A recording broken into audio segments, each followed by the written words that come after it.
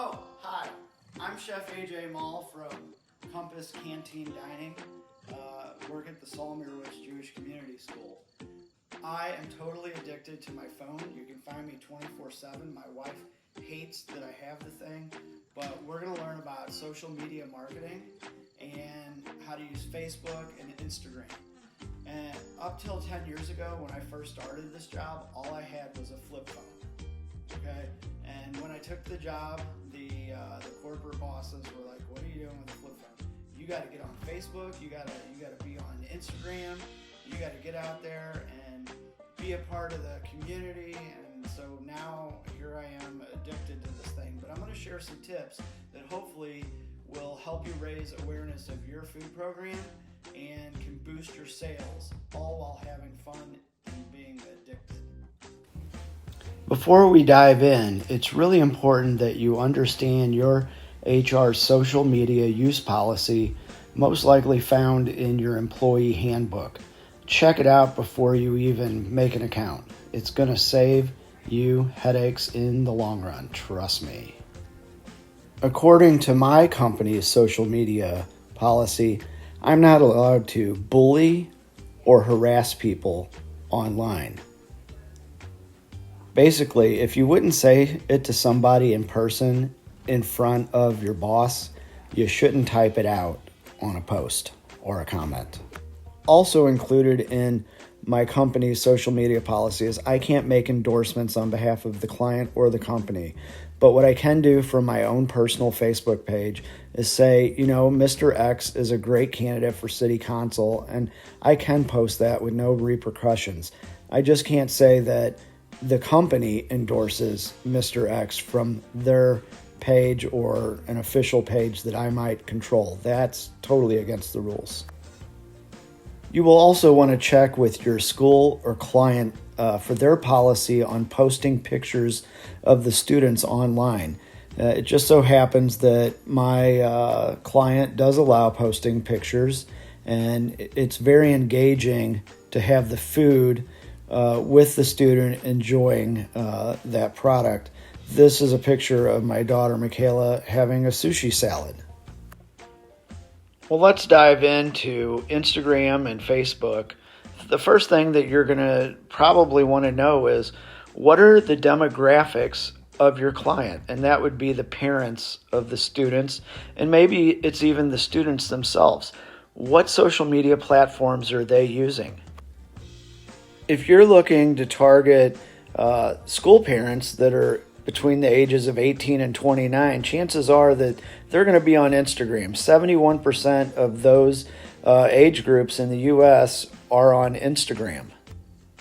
A larger portion of your targeted market is going to be on Facebook. The largest demographic on Facebook is between the ages of 25 and 35. And the smallest amount of users on Facebook, 4.8%, are age 65 plus. So I think for the people that we're trying to target, the parents and some crossover of the students, is primarily going to be on Instagram and Facebook. If your goal is to directly target high school students and middle schoolers, chances are you're going to be wanting to use TikTok. Now, that's going to be beyond the scope of this webinar.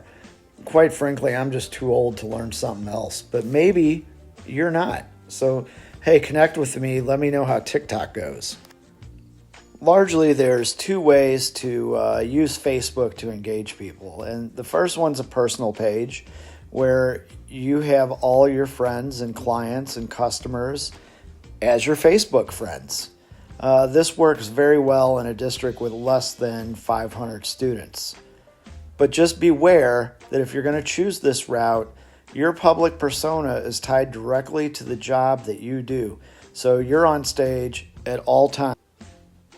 If you're in a very large district with multiple accounts, the best way to engage for you is going to be to make a business page. And if you don't know how to do that, please do connect with me.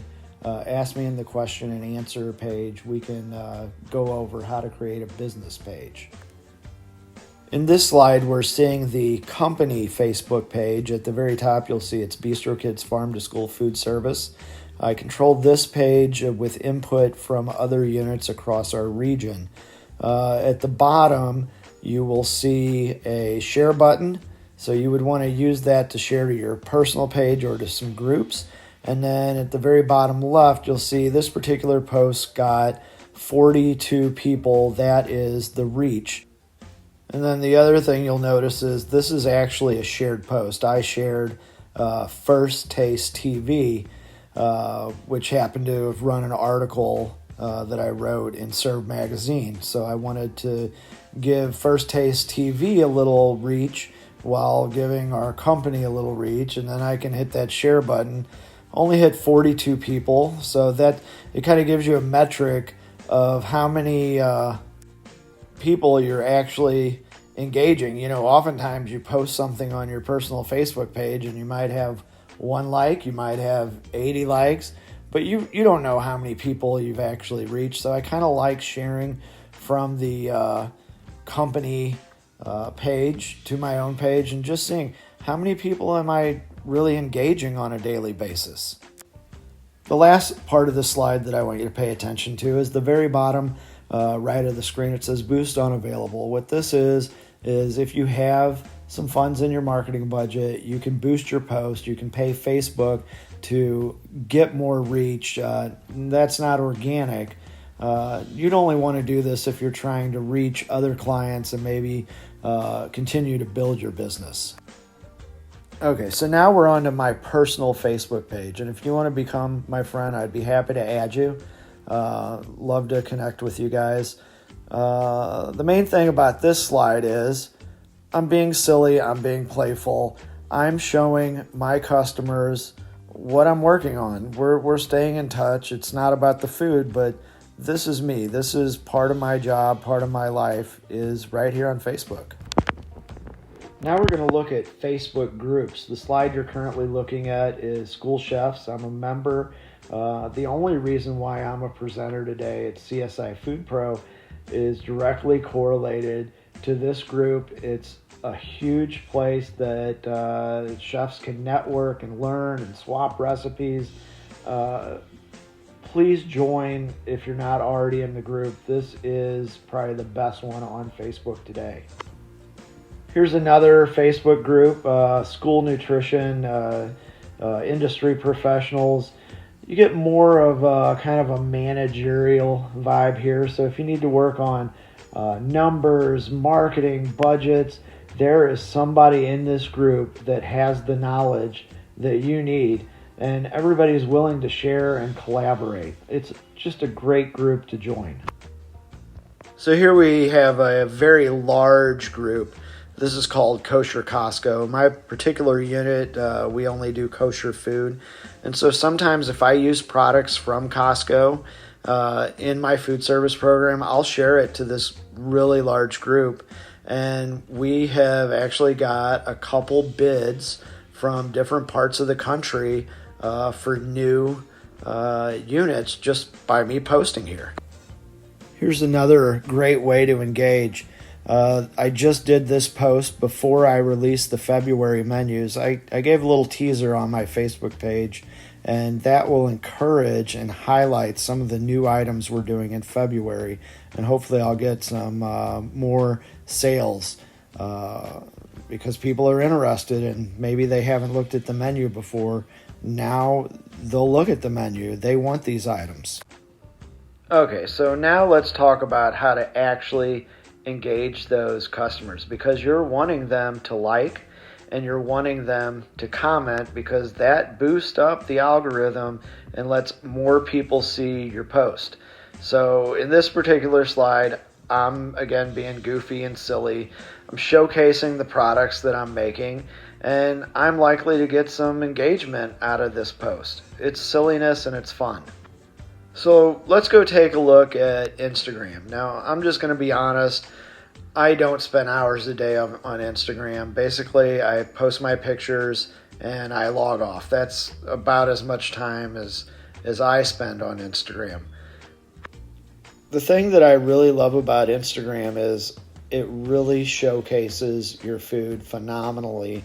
And I have a portfolio basically of a lot of the food items that I make. It's so easy to use and really enhance the photos that you're taking of the food. 10 years ago, my flip phone would not take a picture that looks this good. This looks like real life. Now, when I take a picture for Instagram, it absolutely is the actual food that I use. It's food that's pulled directly after service, but I do creatively arrange it. So a student probably is not going to get a plate that looks like this, but they will get all the components. It's really the food that I make. And you'll notice here that there's a background image of that red cabbage, and the food is on a white plate. Makes everything pop. This picture here really is actually a meal that's going to be served. All the salads are composed and look just like this.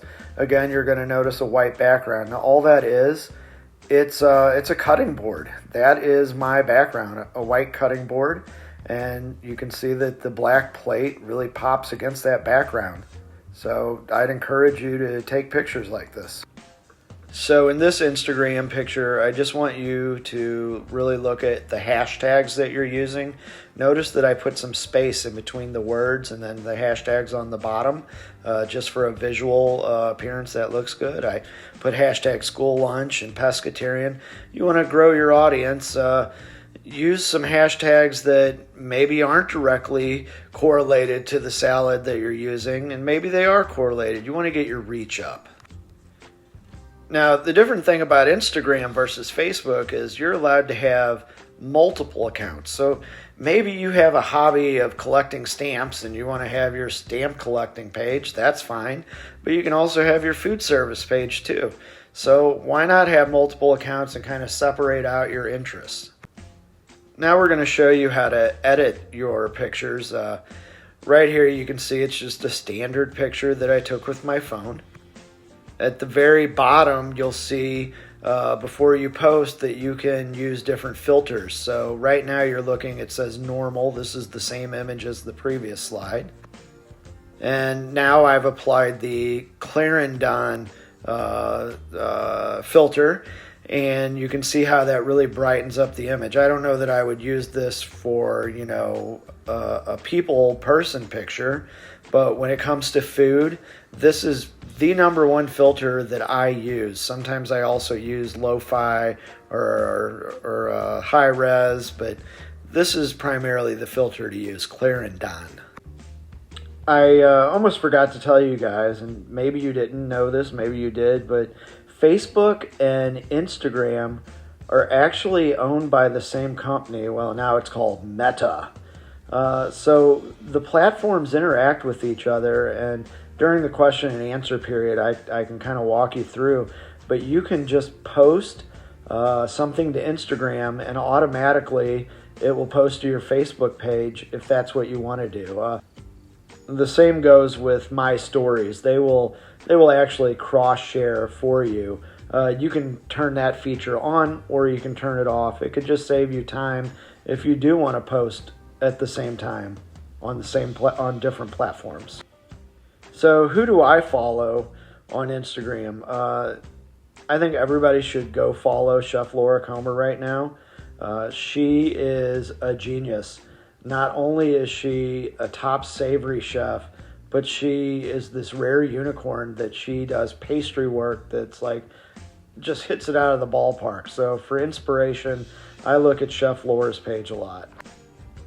Another page that I draw inspiration from, this is The Outlaw Chef. Well, it's Chef Ben Griswold, and he used to be with Compass Group. He was the corporate chef, but I still follow him because, he's the idea guy, and you should just see some of the pictures that he posts and the backgrounds.